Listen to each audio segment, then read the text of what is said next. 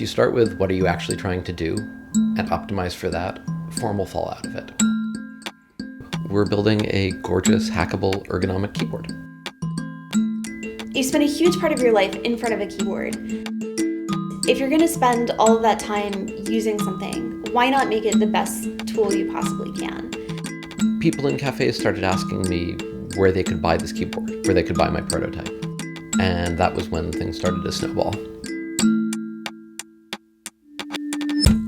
The keycaps are the thing that make the Model 1 different.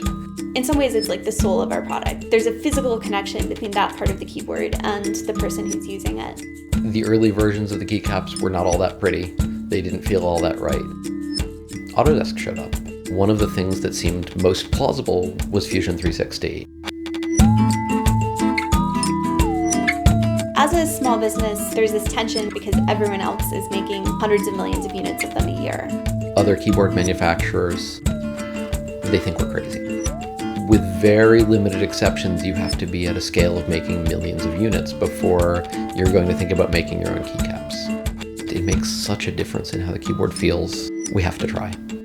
We started with a blank piece of paper. We were able to start by 3D printing some samples. We moved on to getting one copy CNC milled by a partner in China, and then another copy, and they were able to take the output that we generate from Fusion 360 and turn that into what they needed to start manufacturing.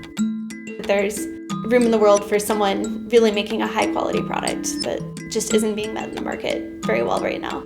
Everybody deserves a really great keyboard.